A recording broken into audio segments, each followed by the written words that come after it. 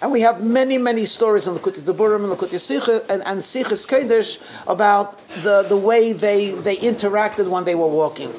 So there's a story told that one time, I believe it was Moscow, but maybe it was Leningrad, I don't know, where the Rebbe Rashab and the Frierdiker Rebbe were sharing a hotel room.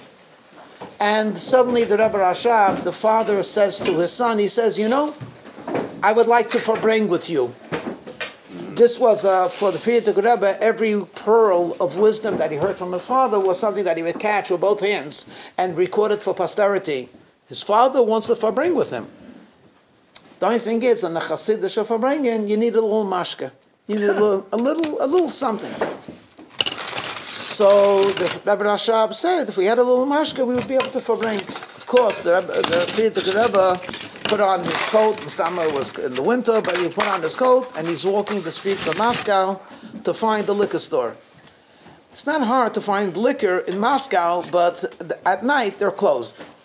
So basically, he couldn't find anything. He didn't know anyone there to knock on the door, and he's desperate. He wants to. His father said, "I'll verbring with you if we have a little whiskey, a little mashka."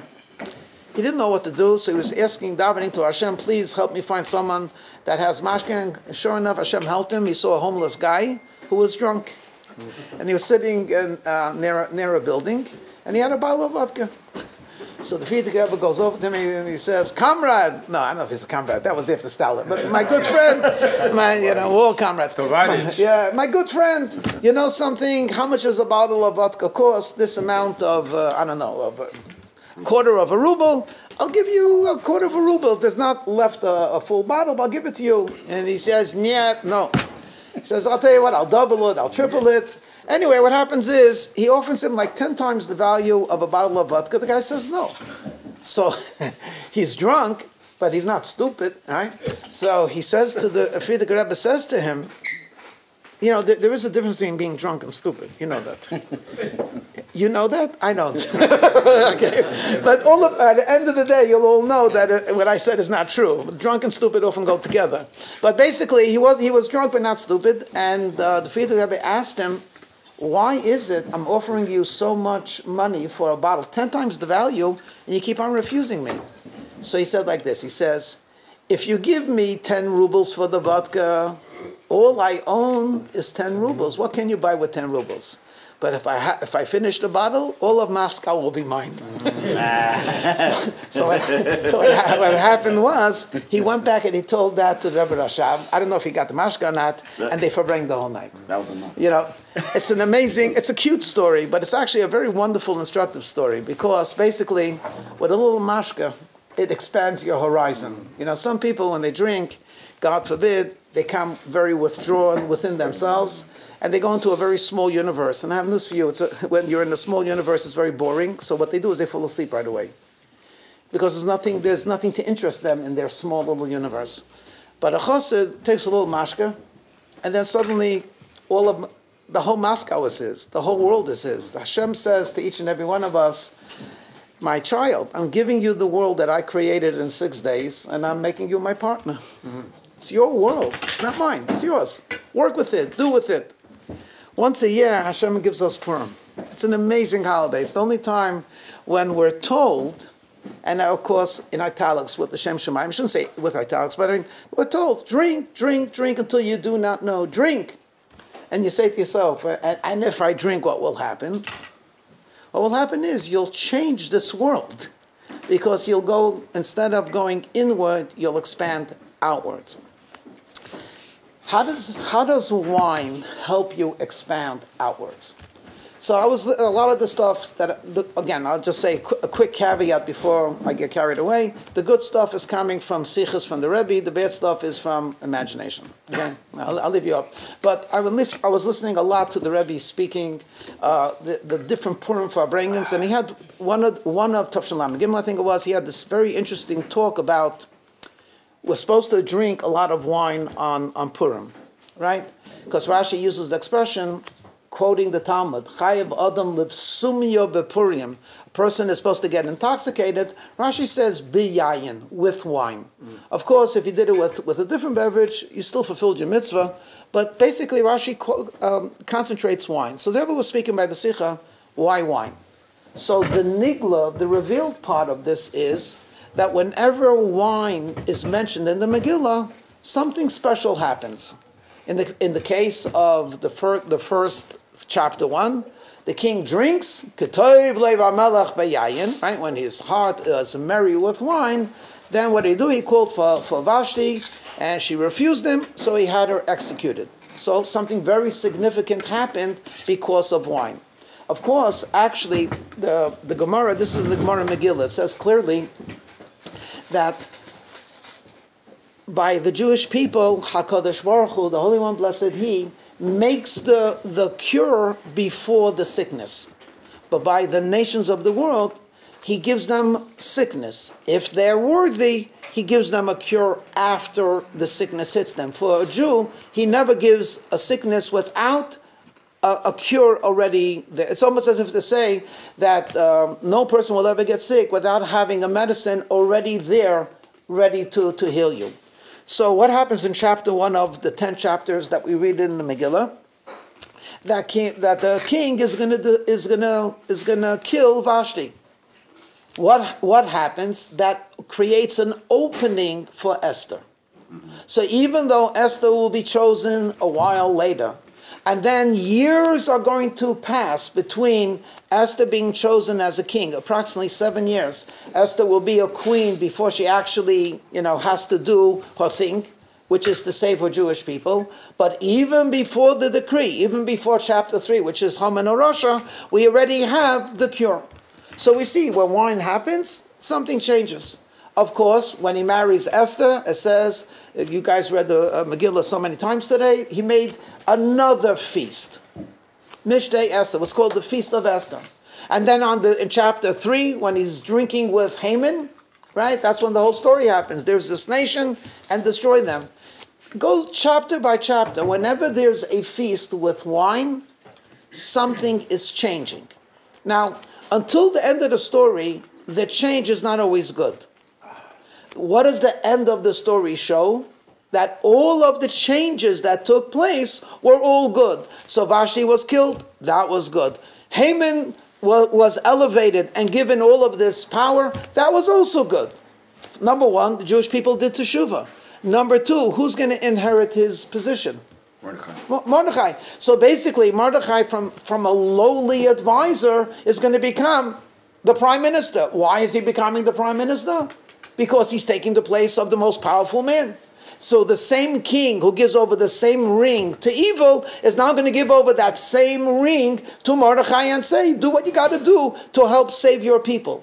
Every single event that changes with a party, with wine, and in particular the changes for the good, though we don't always see it. Says the Rebbe, what is this idea with the wine? What's the wine business? And he explains a beautiful medrash. The beautiful medrash is, and this is true about oil as well, but he spoke about it as wine. When you look at where does wine come from? Wine, of course, comes from grapes. How do you get from a solid to that delightful beverage called wine, which makes God and man happy? It ferments. But how do you get it? The answer, of course, is you have to squeeze it. Says the medrash, and this is the lesson that the Rebbe reminds us, that the whole story of Purim is there are 2 ways to bring out the goodness and the bracha. There's one is a direct way, and then there's the other way through wine, where you kvetch, you press the grape. If you do not press the grapes, you will never get wine. If you eat a pound of grapes, you won't get intoxicated, you'll get a stomachache. But if you squeeze it, and it comes into a liquid, and then over time with proper storage, then you're going to get a type of a beverage which will make you happy. It will make God happy because you'll use it in the Holy Temple. So the story of Purim is a reminder that HaKadosh Baruch Hu is always with us, and He always cares about us, and He always is going to bless us. And sometimes the blessing comes directly without wine, and sometimes even when it comes through a procedure or through a type of a happening which seems to be negative, the grapes are being squeezed, you should know that from that squeezing will come out something very, very, very great. In fact, the Gemara makes the statement, HaKadosh Baruch Hu sent 48 prophets. Each and every one of them was like a miracle worker. Amos, Sophania, Yirmiyahu, Yecheskel, they have visions of heaven. They're all trying to get the Jewish people to repent. And what do the Jewish people do? They listen and they're not that much affected. Comes a king who does nothing. He doesn't give any fancy words. He takes his ring and he gives it to Haman and he says, do whatever you want. And that brought 127 provinces filled with Jewish people to do mitzvahs.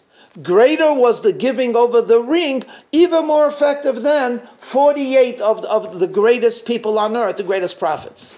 But again, what's the purpose? The purpose is to give us a Purim. So when we say l'chaim, whether it be on wine or something, I have to tell you, the Rebbe once spoke that there are many wonders in this world.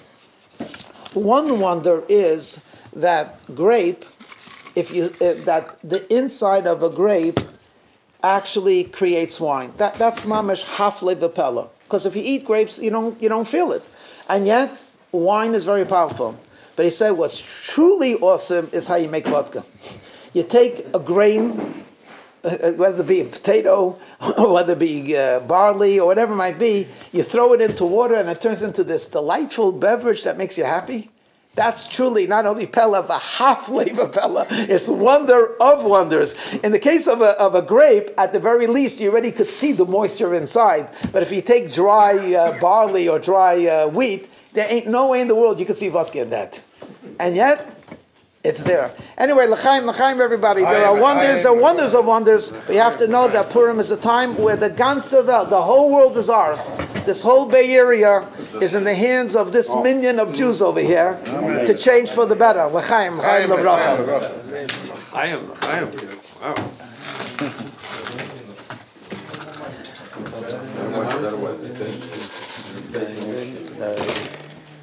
Dai lam bam bam bam dam bam bam hai dam bam bam bam. All of you have heard many times that in our tradition we look at the words and we see in the words more than one meaning. So the holiest day of the year, as we are taught, is Yom Kippur, the day of atonement, the day of wiping away of sin. And the sages say, if you look at the Hebrew words, you'll see broke it into, like, what a comma would be Yom, day, Kippurim. Not Kippurim, which means as one word, but it is a day like Purim. And of course, all of the great rabbis discuss it. What way is Yom Kippur, the day of the most solemn day of the year, and what way is it like Yom Kippur? And then we look at similarities. And the most important similarity, though there are many, is that both of them are connected to a level of beyond. Because in the Holy Temple, actually every single Aveda, every single divine service was meticulous. And matter of fact, the importance of having the right thought is more important in the temple than anywhere else. If you brought a sacrifice with the wrong thought, it's called pigul, it's repulsive, there's isakaris, and so on. So every single thing had to be done really meticulously. So when the high priest was doing everything, he couldn't deviate even an iota. As a matter of fact, we all know this from the Mishnah. An entire week he spent studying and reviewing. He knew it already, but he spent studying and reviewing the laws of Yom Kippur, and he was separated from his wife, from the people. In Lishkas HaGozes, that's where he was. So you would think that on Yom Kippur, where everything was so methodically thought out, one of the most sacred services was that there was going to be a goat that was going to be slaughtered. Its blood was going to be brought into the Holy of Holies, and that would bring kapara, atonement, and forgiveness, and a great year. This goat, the rabbis tell us, actually was not chosen. What does that mean it wasn't chosen? The rabbis tell us there were two goats, identical. They looked the same size, basically the same color. And one of the goats is going to be sent away to symbolize that God is going to throw away the sins of Israel. Like Esav, which is Ish Sa'ir. He's a hairy man, and that's the Sa'ir, that's the goat of the Azazel that's thrown off the goat. He symbolizes Esav. And the good brother, the brother that Hashem loves, as Yaakov Ahavti, I love Jacob, is going to be the goat that's going to stay in the temple. It's going to be geshachten, it's going to be slaughtered, and its blood will be sprinkled in the Holy of Holies. So which one of these two goats is going to go into the Holy of Holies, and which one of these two goats is going to symbolize Esav? The answer is we don't know. So when they brought it, even the Kohen Gadol did not know. Instead, there was brought in front of him a box or a basket. He put both hands in simultaneously. One of them he picked one paper or one piece of wood. One he picked up another piece of wood. On the one that said La Hashem, to God, that was the one that was going to be in the temple. The one that said La Azazel, to the goat, was thrown off. So the most sacred service of the temple was through lottery, through a dice, through randomness. And of course, Purim is the whole holiday is dice or lot. Okay, so there's a similarity. It's a great similarity, but so what? It just begs the question: in what way are they similar? So in Chassidus they explain that there are two ways to do tshuva. One way of doing tshuva is tshuva with love. One is tshuva out of fear. The 10 days of tshuva is essentially the days of Yira, right? These are the day, what they call in English, the days of awe. So what we do is we do tshuva on Yom Kippur, and it's tshuva me'yira. However, Purim is a freiliche day, it's a happy day. The Jewish people willingly accepted upon themselves HaKadosh Baruch Hu once again gone, and therefore they did tshuva, they returned to Hashem me'ava. But this too needs understanding. So they bring another interesting thing, and they say, actually, what's really odd is there are similarities, but look at the preparation, how different it is. On Yom Kippur, are you allowed to eat? No. But there's a mitzvah to eat Erev Yom Kippur. How much? 2 meals, and according to some, as much as you would eat for 2 days. Obviously, we eat in one day enough for most people for a week, so don't do that. Right. But in the days of the Talmud, when people ate normally, so then when it came Erev Yom Kippur, they would eat 2 meals for both days to show honor to Yom Kippur. So the day of Erev Yom Kippur is preceded by a meal, then starts the Day of Atonement, which is a fast. Purim is just opposite. Right. It's preceded with a fast, Tainus Esther, and then it begins with a meal. So it's like it's like a mirror image. There's a well-known story of the Heilige Rebbe Levi Yitzchak Berditchev. You all heard of him. He was a Chassidic master. I don't know how to say it in Polish, but something to the word like dermantika, which is a Polish word, means the one that loved. He loved all Jews. And he always was looking for merits, for schusim, to tell Hashem, look, your children are the best. Story goes, he once came to the shul on Erev Yom Kippur, wearing his kittel and his talis, and everyone was very, awe-stricken. They were all holding their matzah, waiting, preparing for themselves. And instead of the Rebbe going to the front, he started to walk through the rows of people. Of course, wherever the Rebbe went, they moved. And they had benches, and they couldn't believe what they saw. The Rebbe got on his knees and was looking underneath the benches, as if he was looking for chametz or something. Before Yom Kippur, what's he looking for? He comes to the front and they're bewildered. What kind of a hachana, what kind of a preparation is this for Yom Kippur? He got up and he didn't address the community. He addressed the Aron Kodesh.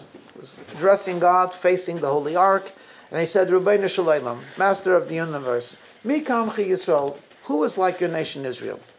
If you would have given a commandment to the Gentiles and told them it's a great mitzvah to eat and drink, would you have one person in church? And if you found someone in their houses of worship, would they all be standing the way your children are standing now? They'd be underneath the thing and they would be rolling in their vomit. And Hashem gives us a command. I want you to eat, and I want you to eat 2 meals, and this is how you prepare for the Day of Atonement. Look, is there anyone drunk over here? Amazing. So what way is that similar to Purim? Mm-hmm. On the contrary, if you see everyone sober, what kind of a Purim is this? Mi kamcha Yisrael. So the Rebbe tells an interesting teaching. This is a very famous and a most wondrous sicha. I'm not going to tell the sicha because it's too much Torah for people that are inebriated. But it does tell a story. Rabbah and Reb Zera, these were two of the greatest rabbis, and they celebrated Purim. On Purim it says what? You have to drink until you do not know the difference. So what did the Rabbah do? He drank with his good friend Zera, and come Rabbah, in the middle of the meal, Rabbah got up, v'shachtu Reb Zera. He slaughtered him. Oh. It was a great meal. Anyway, what happened is... I think it's time to no, not yet. I don't have any knives. Okay, just forks. Anyway, shachtu Reb Zera. In the morning, Rabbah realizes that his good friend, Zeira, a big tzaddik, is not with him anymore. So he prayed, and he didn't need he didn't need cholent. He prayed and he got up.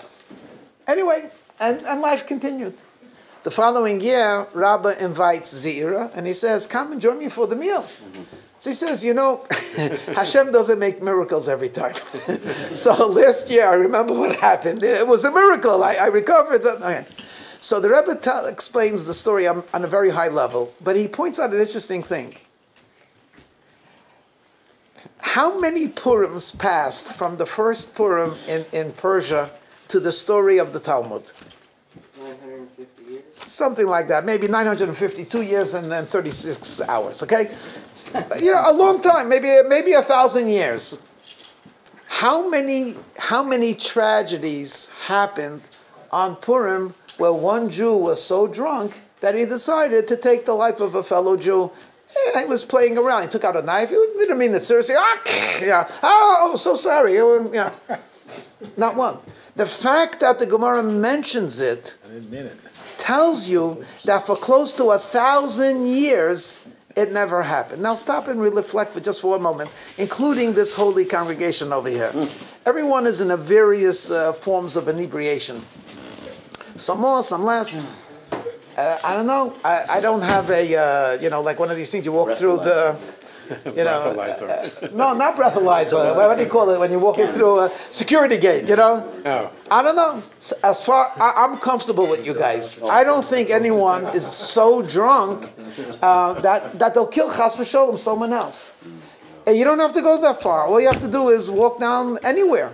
When people get drunk, not good things happen. That's the reality. And in Klal Yisrael, as a general rule, there are always exceptions to a rule, but as a general rule, we're talking about millions of Jews over thousands of years are celebrating Purim, some more, some less, some really drunk, some little. Never did you hear of a Jew, I certainly never heard of it. I heard of other things, people vomiting, God forbid, on someone else, but I never heard someone taking out a knife, and stabbing, or taking a gun. Why is that? Jews could be violent, but not on Purim. That whole story actually is like the story of Reb Yitzchak Berditchev. If Hashem would have given Purim to the Goyim, man, we would be in shudders. You understand? We would have police non-stop over here because they're so happy. Let's break a couple of Jewish heads. We're so happy. Jews are so happy. What do? They dance, and then the cops come as if we're criminals. Let them go to Castro or something like that, or the Mission or the Tenderloin. There's real crime, not over here, just because we're shouting. But anyway, maybe we shouldn't shout, right? Let's not do that. But it's an amazing thing. It truly is an amazing thing. People drink, and the worst that could happen is they speak silly. That's the worst thing that could happen. They're not violent. Yeah, but they can be silly, but they cannot. Then any Jew remember, even its dream, it remember he is Jew. Good. So that's the whole point. That's major point. That's thank you very much. That is the point. The point is in Purim, with all of this idea of drink until you do not know, what is amazing is that actually nothing ever chas v'shalom in terms of violence. Why is that? Well, there's many reasons, but basically everyone over here is mamash a tzaddik gama, completely righteous person. Well, how did we spend the day? Should we tell our wife about it? No. Could you write that down?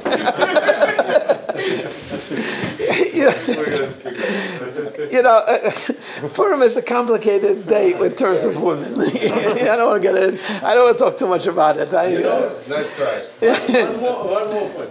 Story, he said, I can make the Moscow for this, but he didn't do it. That's not okay. I have to tell you, that's not the point of the story, but it's good anyway. It's good anyway. But that's not the point of the story. The point of the story is that when a person goes out of himself, you say our biggest problem is that we look at ourselves when we see a reflection in the mirror. What we see is what we think. What we see is what's really there, and the reality is. Just like all of us know with a fact that we barely touch the brain, we have no idea of how precious and how deep and how wide our heart is. I'm not an emotional guy. Yeah. Once a year, you're supposed to be not necessarily emotional. You're supposed to be beyond. You're supposed to look at yourself in a way where you're not measuring yourself. Sometimes we measure others, right? We say, "Don't stop judging them." Right? Why do we judge others? Because we judge others because we're constantly judging ourselves. So we're looking at people the way we look at ourselves. The whole idea is to take a little mashka, to take a little liquid, to celebrate a Purim means just to go beyond yourself for a while. If you were not you, okay, but this is the famous Kotzker Vart. You ever heard of Kotzk? Yes, correct. Yeah, the Kotzker Rebbe was a Chayet, and he was the Rebbe known of truth. So this is one of his famous teachings. If I am you, and you are you, because I am I, and you are you, then I am not I, and you are not you. But if I am I forget about the next podcast. Because I'm I, you're you. Because you, then I am I, and then you and you. Basically, if you define yourself by others, then you're not who you think, and that person is also not who you think, because you're already using him as a definition. But if you define yourself who you are, and he defines us as he is. There we go. How do you think the Rebbe looked at us? Let's just put it that way. First of all, l'chaim, everybody. L'chaim. How do you think the Rebbe looked at us? Looking at us right now. Yeah, okay. Hi, Rebbe. Happy Purim. How does the Rebbe look at us? He looked at us completely different. I got to tell you, I've said it more than once, but not to everyone in this room. I heard this from Adnan Steinsaltz, or Adnan Yisrael. This is what he said. Yeah, Evan Yisrael. This is what he said. I heard him say it like this. He came one time. Even before I get to him, I got to tell you, there was Abu Sarah, May Abu Sarah, blessed memory. He was a pioneer in microbiotics. The first, brown rice mishagas and whole wheat. Macrobiotics. He was a leader in that. He used to live on, I grew up on Ocean Parkway. He lived on Avenue R and 3rd. Every Saturday night, this is in the late 60s, with the beatniks and everything, he had a packed house. I mean, he was amazing. And he went to Brooklyn College. I mean, he was with the diet. But basically, he made probably hundreds of Balei Teshuvah. I mean, he's a very, very fascinating type of a guy. He's the person that, if you see sometimes in the video, where the Rebbe goes like this, whistle. Yeah. Who's he whistling to? The one that started the whistling was Meir Abisera.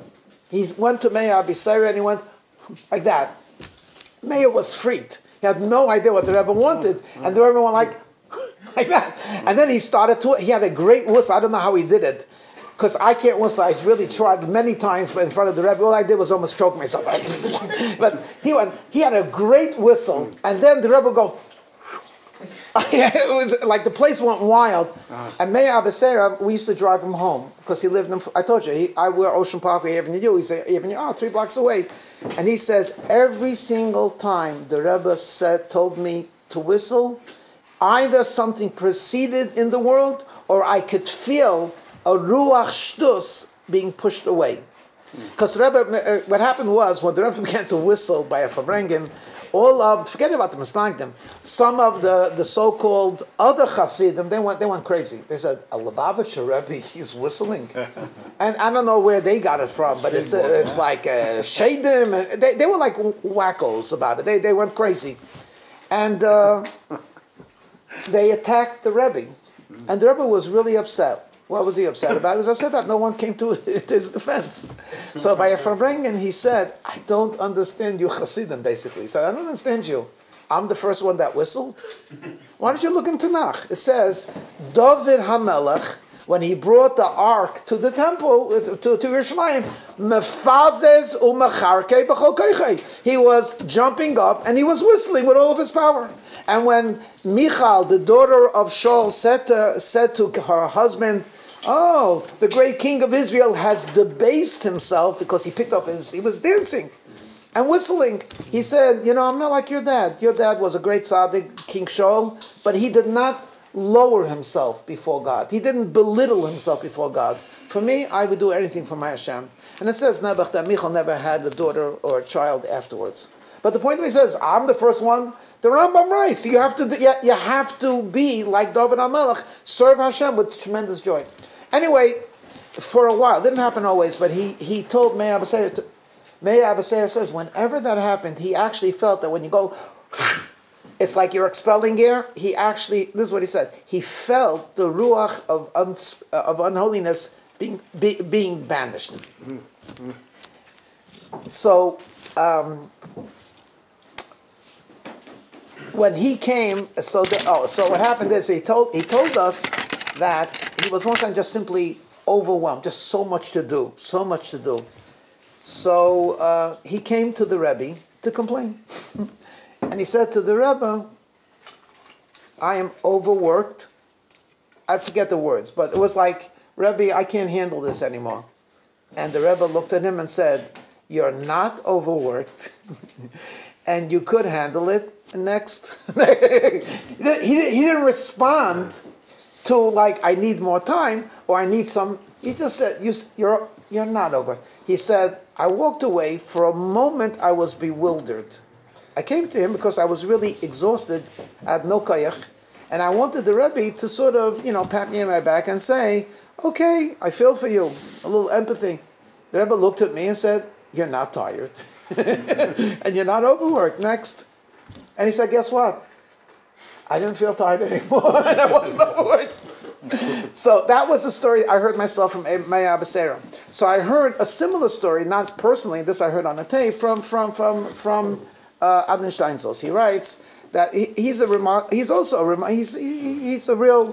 interesting person. He has a mind that's quite brilliant, and he does the Talmud, the Talmud Bavli, Talmud Yerushalmi. He's working on the Rambam now. He has a million different projects, and he says one time I came and I just couldn't handle it. So I came to the Rebbe to tell him. I gave him a long list of all of my problems and all of my projects, and I said, Rebbe, which project should I drop? And of course, what do you think the Rebbe told him? Drop? Add one. Okay. So he says, I walked away. That didn't make any sense. I mean, I'm telling you, there's no more left of me. How can I add one? But he said, in science or in chemistry, sometimes when you subject a compound or whatever it is under intense pressure, what happens is it creates an explosion, and a new energy is created. So he said, that's what the Rebbe told me. There's a certain level where you can't handle it anymore. And then you could say to yourself, look, I can't so let me first tell you the story. So you all know the story of the fellow who lived in a small house, and the mother-in-law was coming to visit, and he came to the rabbi to ask, I have no room. So what the rabbi told him? Bring in the goat, and bring in the chicken, and bring in the this. And then suddenly, when it was impossible to breathe, he said, take them all out, and suddenly there was enough room. He says, the Rebbe is like the same person. He says, bring in the goat, bring in the chicken, and then bring in the cow. He doesn't stop. He says, bring in people. And then keep bringing. It's not like that funny story where he says, okay, now send them all away. Like, keep on at it. How does that make sense? It doesn't. The answer doesn't make sense. But the pressure in itself creates something new. You know what they used to say? How's a diamond created? Intense pressure. Nothing, intense pressure of coal. In fact, someone said the message of a diamond is it's coal that kept to its job. Didn't give up. It remained coal. And then over time, with the pressure, it turned into a diamond. Purim is the time when you're supposed to say to yourself, stop measuring yourself the way you do it on a regular day. Oh, I can't handle this. This is, I can't get up in the minyan. I'm too tired. I can't do a shir. I'm too tired. I can't give tzedakah. I'm already maxed out. How much more does God want me? I'm already giving 10%. 11%, okay. At 12, forget it.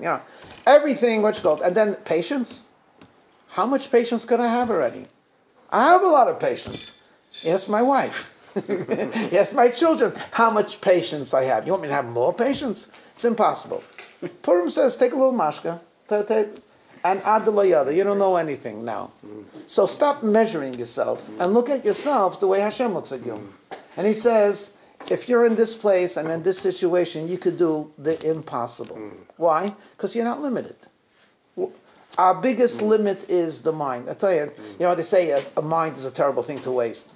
I think a mind is a terrible thing to have. Really, I mean, if we could just do without thinking, in certain ways, we would really be very, very fortunate. So, like for example, every once in a while I try to do a daf yomi. I'm saying of him because he keeps me, he keeps on giving me the Gemara, so I feel so guilty. Every time he gives me a Gemara, I open up one or two and look at it, so now he didn't give it to me for, I didn't waste your money, you know what I mean? I remember. And then it's like, I already did the daf yomi, how much more do I have to do? What about Rambam? Okay, I did the Rambam, so how much more do I have to do? I did already Chitas, how much do I have to? Yeah, a little Chassidus. I did already Chassidus in the morning, how much would I have to? You know what I mean? Stop measuring. It's ad la yoda. You don't have to know anymore what your limit is. If you don't know what your limit is, then you'll find out one way or another. But it certainly won't be by measuring yourself. Anyway, l'chaim, everybody. We should use the power of Purim. Poor guy has jet lag. The power of Purim to go be way beyond. L'chaim, l'chaim. Asher, should we do the achdu? Achdu da da la dam da dam bam bam bam bam bam da dam bam bam bam bam bam bam bam. One second, about the achdu, I already said it on Shabbos, but for those that don't know, achdu is like I think they call it a doodler. They say it's like this. They say it's a chassid who's going. And in the beginning, the way is good, and then he gets stuck. And he's stuck in the mud. And he's trying to get out of the mud. So he has to undergo a little bit of, trouble. And then when he gets out of the mud, he's really happy. Because now the road seems to be going a lot quicker. So the first part of the story, of the song is, he's going on a smooth road. Da-dum, da-dum, bam, bam, da-dum, bam, bam, bam, bam, bam. Da-dum, bam, bim, bam, bam, bi, bam, bam, bam, bam, bam, bam, bam, bam, bim, bam, bam, bam, bam, bam, bim, bam, bam, bam, bam, bim, bam, bam. Now he gets stuck in the mud. I lie, da, dum. I lie, da, da, da, dum. And then when he's stuck in the mud, what he has to do is push, and he goes further. Hey! Hey, da da da da da da bam bim bam bam bam bam bim bam bam bam bam bam bam bam bam bam bim bam bam. Hey, la la la la la bam bim bam bam bam bam bam bam bam bam bam bam da da bam bam bam bim bam bam bam bam bam bam bam bam bam bam bim bam bim bam bam.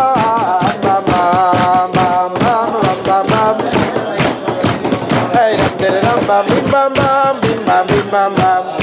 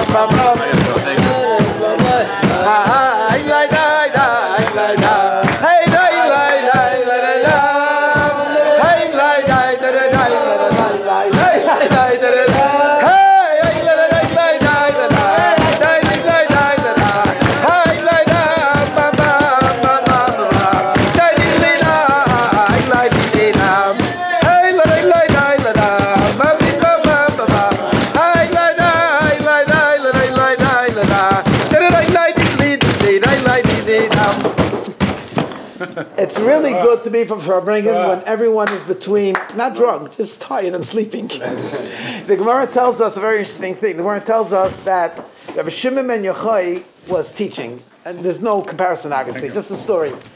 He was teaching, and he saw the people sleeping. He wanted to wake them up. So how did he wake them up? No, you know the Gemara? How did he wake them up? So he posed the riddle. He says, does anyone know why Queen Esther was a queen over 127 provinces? So no one knew. He said she was a queen because Sarah Imenu lived 127 years. So basically she, like so to speak, inherited the 127 from Sarah. That's what the Gemara says. So the Mefarshim try to explain it, like, what's the connection? So there's one interpretation, I don't know who says it, but one interpretation is, she lived 127 years. Sarah Imenu, Sarah, our mother, the matriarch, had no idea. I don't know if she had an idea, because she was a prophetess, but one could assume she did not envision one of her daughters, Esther, being a queen of a Goyish husband. I'm talking about Sarah, Abraham's wife. She lived 127 years. Because she died after 127 years, Esther, 1,000 years later, was a queen over 127 provinces. But the question is, what's the connection? So this person says like this. Esther lived 127 years. Every minute was filled with meaning. What happens if she would have lived 126 years with meaning, but 1 year without meaning? That would have had an effect that Queen Esther would have lost one province or one country. So when he saw the students sleeping, he didn't want to just tell them something cute like a riddle. He wanted to tell them, if you're sleeping, you're losing an opportunity. So Queen Esther was a queen because 127 years of Sarah was utilized, every single minute of it. You know, certain people can talk Musa. I can't because everything, anyway, L'chaim. I can't do any of that stuff. In other words, I can't do the holy roller stuff. I have a feeling Rabbi Eden is much better at that, in giving Musa and telling us to be better and based on his own Avedas Hashem. I can't do that because I know myself. But I could talk just in a general sense. In a general sense, we're sleeping away our lives.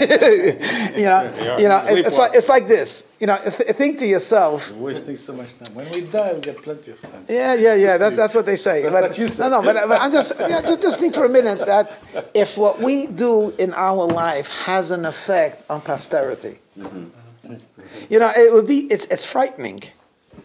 Okay, Mela, I'm not using my time properly. I sleep most of the day, whatever it might be. So that's between me and God. Okay, either I'll get punished, I'll get punished. It doesn't make a difference. It's between me and God. But it's going to have an effect on the world. It has an effect on my children. It has an effect on grandchildren. It has an effect. It's a cosmic effect. It changes the whole equation changes. And, a person that lives with that type of responsibility really cannot rest. I mean, again, we're looking at our Rebbe. He was a miracle person. I mean, in other words, he lived in nature way, way beyond the confines of nature. The confines of nature is you get older, you get tired, and even if you're young and full of energy, you cannot do anything that he did. I'll tell you, I'm just thinking now. They say, this I heard from Y.Y. Jacobson. He said that one time, Rabbi Parshan, he was in the Hair magazine, just to say, they had a very nice thing. There was a very rich man who lived in Toronto. His name was Rabbi Parshan. He was in real estate. And very interesting background. He grew up, I think, in Poland, and he escaped the war when he was a little boy, and he was in Israel, whatever. But anyway, he was a chassid, first of the Polish rabbis, and then he became a chassid of the Rebbe. He was very learned and very wealthy. And he gave extravagant amount of money to charity, and he was very close to the Rebbe as a person. He just loved the Rebbe as a person. I mean, if the Rebbe felt something needed to be done, he would do it. He didn't ask any questions. It didn't make a difference how much money it was. So they say, one time, Rabbi Avram Parshan, who was like this big philanthropist in Chabad, in those days. Today, by the way, the Rebbe said already a long time ago, I think it was in the 70s, it's time for Chabad to have its own wealthy people. And then there was Gutnick and a whole bunch of people today, Baruch Hashem, philanthropists. It used to be, Chabad was known in the only Hasidic group that had no one that was wealthy. It was a dubious, it was a dubious honor, but it was the Rebbe. Not one chassid was wealthy. And all the people that gave money were not his chassidim, were his mayadris. Now Baruch Hashem, Chabad has its own wealthy people. But anyway, Avram Pershan was one of these philanthropists. So one time he goes to the Rebbe. At that time, the Rebbe was pushing Kfar Chabad to expand, and it needed a lot of money. So he tells Rabbi Pershan, he says, "Tell me, Rabbi Avram, I don't understand.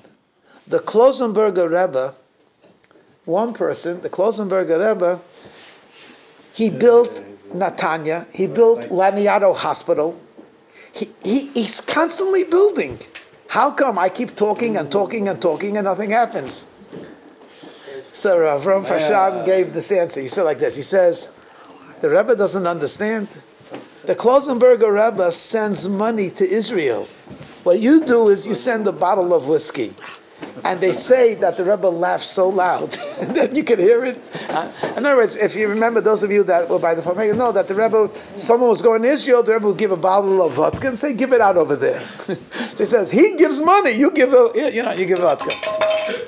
But it's amazing, actually, when you think about it. Just by the way, if I ask you, you heard of Yale University, all of these big universities, all of these big hospitals, all of these institutions. Who raises money for them? The answer is they have like a whole committee. Sometimes it's of 10 people. Sometimes it's hundreds of people that actually raise money for this great institution. You take a look at the tzaddikim. That's an amazing thing. They don't raise money. They're not fundraisers. And yet they build worlds. They build institutions on the force of their personality. It's like people on their own. If you have a torch, light is attracted to it. In this particular case, the tzaddik who has no need or care for money somehow brings out that people want to give him the money to be used for what's right. for something special. So why did I bring in about the Klausenberger Rebbe? I don't remember. Money. Oh, so I just wanted to. No, so I just wanted to say. Hold on, you're gonna start telling me something. No. You're drunk. I'm drunk. I'm more drunk. So yeah, that's it. The point of it. Yeah, I know this guy's getting. The point of it is that you take a look at the power of the individual. I mean, look at the Rebbes. One man, our Rebbe, one man, and what did he do? He's conquering the world. That's what he did. One person, one Moshe, one tzaddik. Every one of us over here, and many others are directly influenced by one person. And this is magnified not thousands of times, but hundreds of thousands of times. If someone were to look at it in terms from history, just for a moment, okay? If someone were to say, what are the chances of a Russian-speaking rabbi, okay, who comes to America in 1941, what are the chances of his name, his influence, his philosophy, his way of looking at things, what are the chances of it becoming a universal, global movement? And the answer is, are you crazy? It's zero.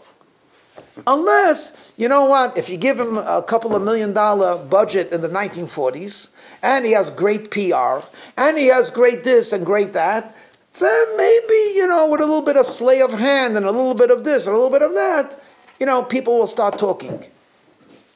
So how did Chabad start? In the basement. Basically, in the basement of 770. Like Apple and Facebook. Those garage. And basically, they actually say this. They actually say that in the 1970s, when already it was, it was beginning to crumble. There were cracks in the Soviet Union, but it was only cracks. It didn't crumble yet.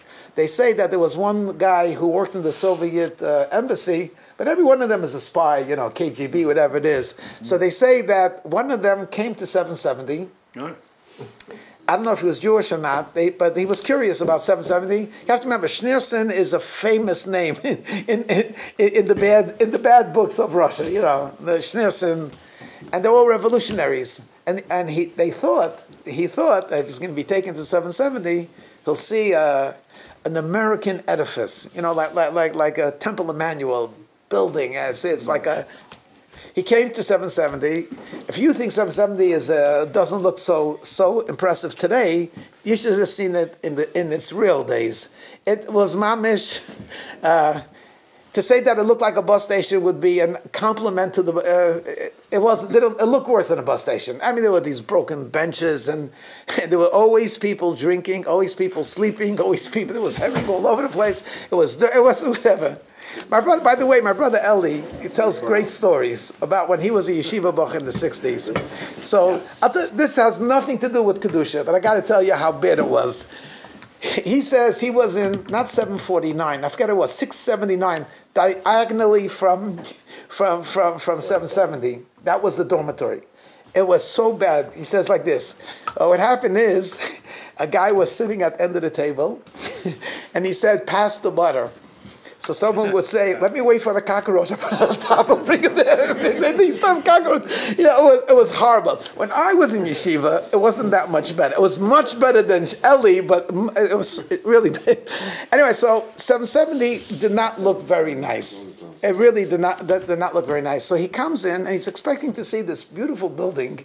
It was horrible. It was really horrible. So Eli tells me that what happened was, what happened was that Mrs. Bucket of blessed memory, she was the head of the Women's Auxiliary. So she heard about how horrendous the building was. So she hired a cleaning crew, two Negroes to come and to clean.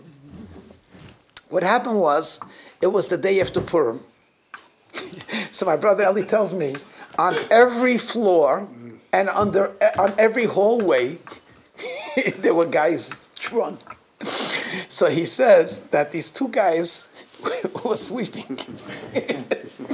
Every 2 minutes they have to go around the guy, and one of them says, I can't say it with the right accent, but it's like something like this. This ain't no rabbinical seminary. This is drugs, a bunch of drugs.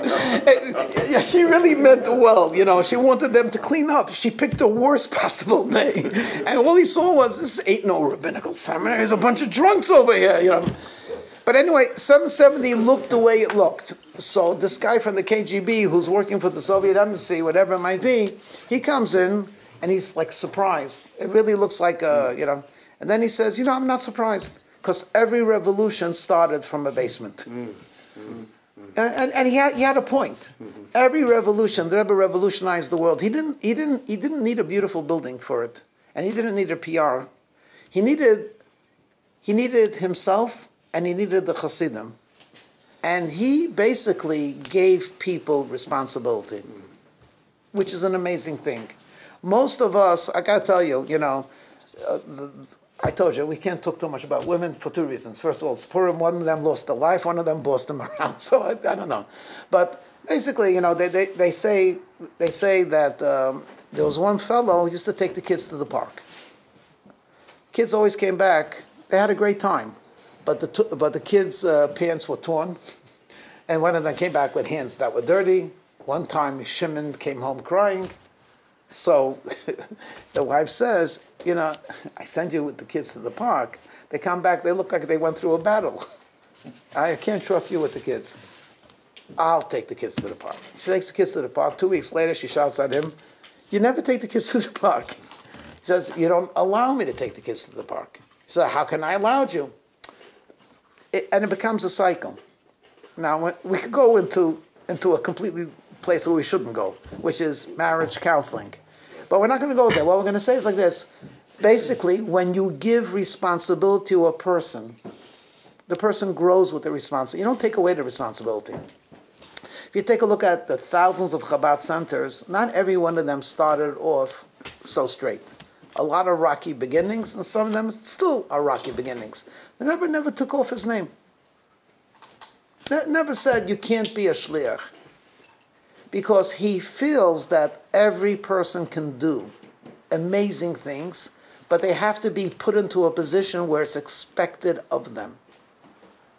I remember I heard from Shimon Goldman, I think it's not Shimon, something Goldman from South Africa. He's a very prominent rabbi. He's now in his late 60s. When he spoke at one of the Shluchman conventions, he says, when I was growing up, you know what I thought I was going to be? I thought I would be selling shoes in Borough Park, which is a legitimate business. You're in the Borough Park and you're selling shoes. And guess what? I'm a rabbi of the biggest synagogue in Johannesburg or something like that. That was not me. That was because the Rebbe said, take responsibility and do things. This I heard from Fischl Jacobs. Fischl Jacobs is a famous guy because he's the famous karate expert. I was in yeshiva with him in Kfar Chabad. So, and we were close because he became a Baal Tshuva from my first cousin, Shmuley Hecht, the blessed memory. He was the first shliach in Vermont. So we were pretty close for a while. And he was this karate expert from America, and he's very famous in Israel because he still does karate expositions. He's a big Talmud Chacham, whatever.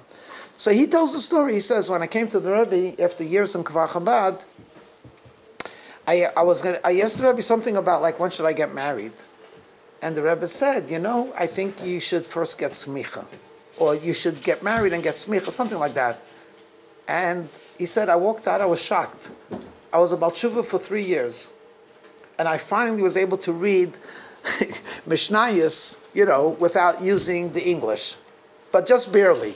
And Gemara was very daunting. They didn't have our scroll in those days. You had to do that and Jastro. I don't know if you remember Jastro, this encyclopedia to look up all the words. That's what we used to do. Anyway, he says, a rabbi? Are you kidding? I was hoping to be religious. A chassid would be already a high level. But the Rebbe said, you should become a rav. And sure enough, he got married in Kfar Chabad, and he became a rav, not a phony rabbi like me, but he actually went through the whole thing. 12 years of learning, he got from the rabbinate, and the real McCoy, he's a real rav. What's the point? The point of it is the Rebbe saw in him what he didn't see in himself. That's really the message. I shouldn't say the message. That is a message that we refuse to hear. No, I can't. No, I won't. I'm not capable. Who am I kidding? I'm a baloney artist. The Rebbe says, you're capable because the Eibishter created you. And I see a whole cup of wine over here. What a waste. We have to drink it. Okay, Ethan, I know you've been waiting. Not what a waste, what a responsibility. Chaim v'lebracha l'chaim. Ay, die, die, die, die, die, die, die, like didinam. Ay, like,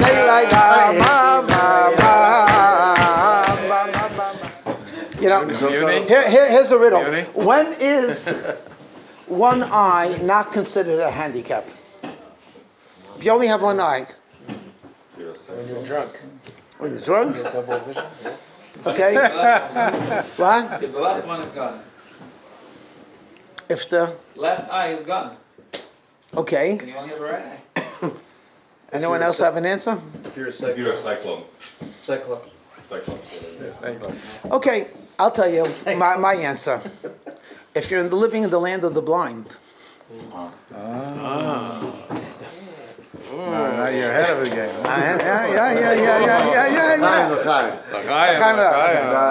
Yeah. Okay, what's the point? The point of it is like this. Of course. We absolutely know that we are living in darkness, personally as well as whatever. But we also know that no matter where we are, we're holding a shtickle by memesh. The word shtickle means a little bit with the truth. Even though truth cannot be played around with. But everyone's holding on a little bit to the truth, a little bit to the Torah, a little bit to light. Unfortunately, for those that don't have that, they're mamish in darkness. So what we say to ourselves is, or what I would say on behalf of so many people that are thinking the same thing that I'm thinking is, me? An example? A teacher? Got to be kidding. In fact, it's a sad joke. I barely have one eye. It's usually closed halfway. So for myself, you have to remember, every person has to remember their deficiencies. Vu mahalt. Don't be a fool. You have to know what you're holding. And we know what we're holding. But at the same time, we're given a tremendous, he said responsibility. We're given, the word is opportunity.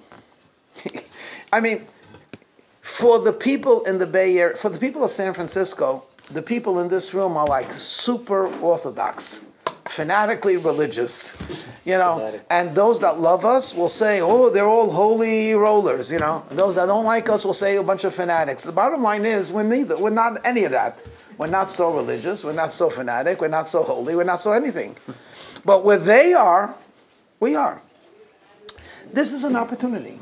This is an opportunity where a person, wherever you're holding, on whatever level, could actually become a leader. In the world of the blind, even if you could see 20%, you're already not only ahead of the game, you're actually a person that can lead. In the Megillah, we know that what does Mordechai say to Esther? And this is really very, very interesting. Who was Mordechai? We know Mordechai was was a great rabbi. He was a minister of the king, and he was a part of the Sanhedrin, right? In our tradition, he led the spiritual renaissance of Shushan through the children, basically. He gathered 22,000 children, and he taught them Torah, whatever it is. When he comes to Esther, what does he say? Esther, it's time for you to go to king, right? What does she say? It's ridiculous for me to go to king. Is going to boomerang. He doesn't like me. He hasn't spoken to me for 30 days. If I go, either I'm going to make him angrier, or if I don't go, he'll call me when he's ready. And what does he say? No, you got to go. This is the moment. And she says, okay, I'll go, on the condition that you fast and pray. Now, let me ask you a question. Which one of the two is the diplomat? Which one is the rabbi? Mordechai is the rabbi. Queen Esther is the diplomat. And we find the roles reversed. He says to Esther, no, use diplomacy. Go to the king and speak to him. And she says, be a rabbi and declare a fast. Shouldn't have been the other way around. He should have said like this to Esther. Esther, I'm declaring a 3-day fast for your success. And she'll say, thank you very much, Rabbi Uncle, or perhaps Rabbi Uncle Husband. I'm going. No, it's not like that. He says to her, he's giving her advice how to work in the palace, and she's giving him advice how to work as a rabbi. Sounds like a typical marriage. Really, when you think about it. Each one's telling the other one what to do. But what do we see from here? Amongst the many lessons, what we see amongst the many lessons really is the idea of the interplay or the mixture of using teva and lamayla min teva, using nature and higher than nature, and how they actually merge together. Before I get there, if I ever do get there, we find that Mordechai says to Esther like this: go, because if you don't go, there'll be expansiveness, there'll be salvation from somewhere else. But you and your father's house will perish. The Rebbe Maharash gave this interpretation. One time, the Rebbe had told the Rebbe Maharash, a chassid, that he should do this and this. Chassid fulfilled it, and he came back to the Rebbe Maharash and he said, I did something for you. I fulfilled my mission. And the Rebbe Maharash told them, you did it for me? No, you did it for yourself. Because if you would have not fulfilled this mission, someone else would have fulfilled it. But the only thing that would have happened is you would have lost this opportunity. You know, when you think about where we are, how people look at us as the teachers, the religious, the traditionalists, whatever it might be, and we say, I don't want to take that role and responsibility. They're going to become closer to Hashem in spite of us, whether or not we do anything for them. But the opportunity of helping a fellow Jew get closer to Hashem will be taken from us. In other words, to put it in simple language, the language that I use for myself, Hashem is infinite in His mercy that He puts us here today with all of our deficiencies to help other Jews grow in their Yiddishkeit. That gives us something, because on our own, what are we? There's I heard from Rabbi Paltiel, and actually I heard it from him, but I this is what I feel myself. If you're not Chabad, how do you celebrate Purim? I can tell you, it's very boring in most of the cases. And what happens is, I can't speak for everyone. I can say from my limited experience from reading and observing and hearing, it's not an exciting day. And what happens is, it gets a little bit uncomfortable, because you're sitting by the Suda and you're saying, who sent me Shalach Manas? Did you send to Rivka? Yeah. Did she send back? No. She didn't send back. I wonder why. And then, no, you're not allowed to think bad. And then basically, it turns out like you spend a lot of Purim. That's why I have to say L'chaim. Yeah. You spend a lot of Purim basically thinking about who sent you, who didn't send you. Did you get this on it? The Rebbe gave us a gift. It's mamash a gift. The gift is, on Purim, you have one day where you're allowed not to think about yourself. I have to tell you, this is very personal. It should not really be big. My father, for my father, Purim was very hard. In the beginning, I hardly spent Purim at home.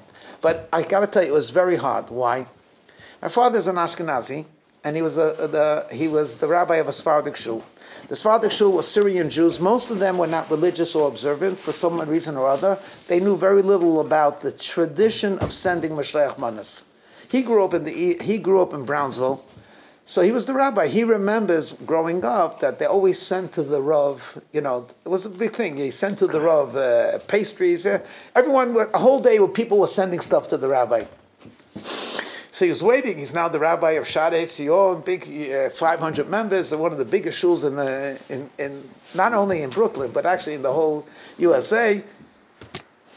It was so difficult for him. No one came. The next year, I remember, how do I remember this? Because I used to do the delivery. He ordered 12, 13 cakes, fancy schmancy cakes from Chiffon Bakery, and I would go and deliver it. They never sent back anything. He was like so hurt. And I feel bad for him. I felt bad for him then. I was happy to leave the house, really, because Purim was difficult for him. For the Suda, it was nice. All the kids came home, So he was happy then when he saw the kids. But the day of, I don't know who sent me. Whoever sent me, I love you. Whoever didn't send me, I also love you. I mean, I don't care.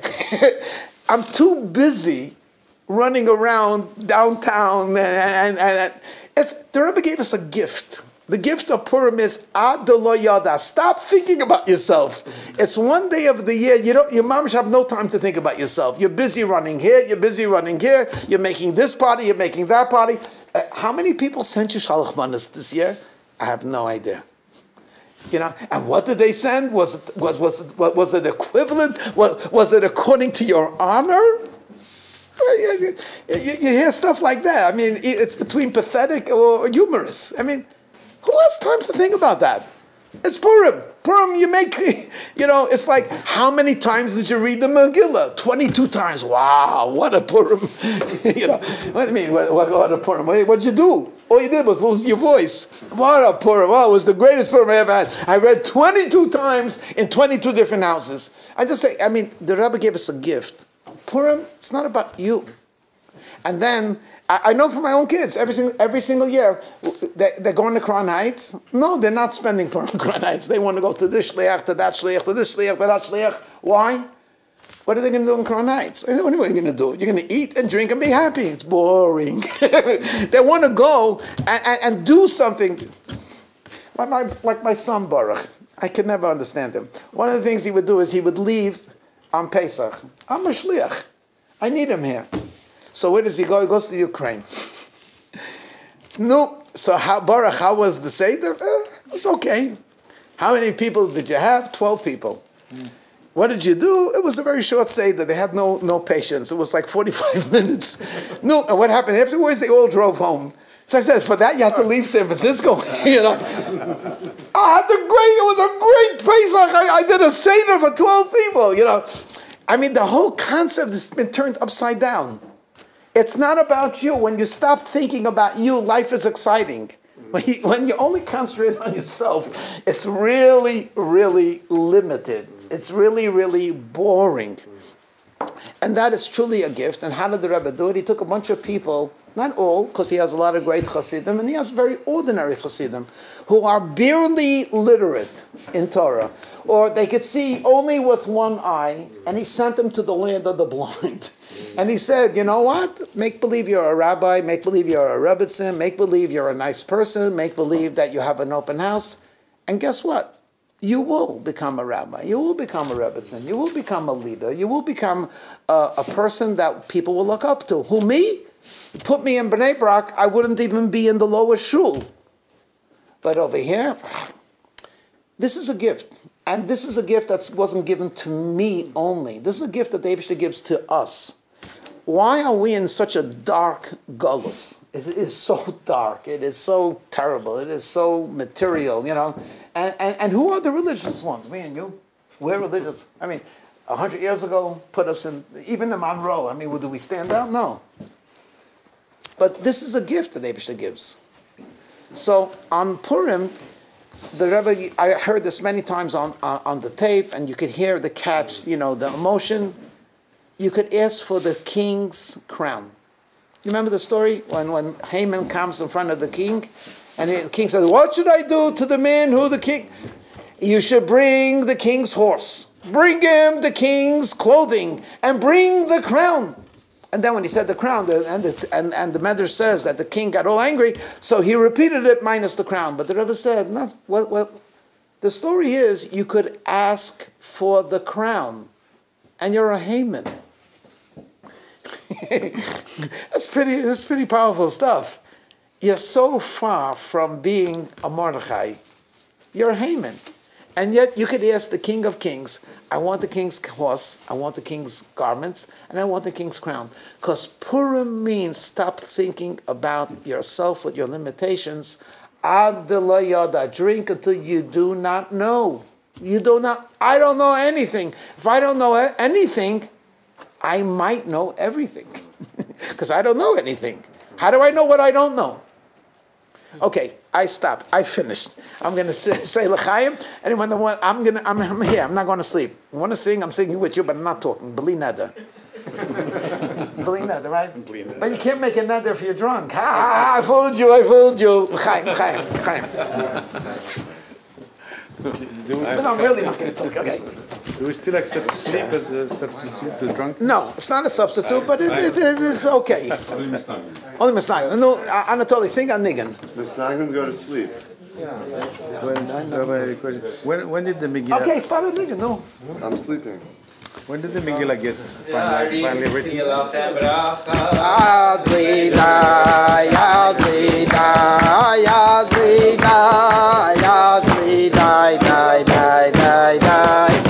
עד שגיב לו סף סייכם אלי מדי די די עד שגיב לו אלי מדי די די ונכנסי לכם לך עד לי די עד לי די די עד לי די די די די די עד שגיב לו סף סייכם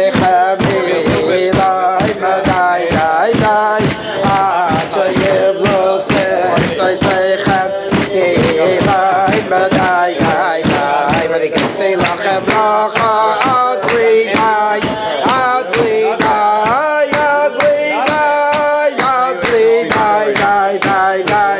hey, Ajayiv Losef, say, Chabil, hey, Medai, Ajayiv Losef, say, Chabil, hey, Medai, but he can say, Lachem, Adli, Adli, Adli,